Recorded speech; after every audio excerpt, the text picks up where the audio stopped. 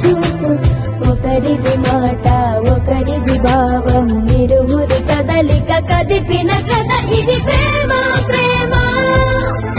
తిరిగొచ్చే తీయగా ఇది ప్రేమ ప్రేమ, ఎదురొచ్చే హాయిగా ఇది మనసుని తడిపిన క్షణము కదా.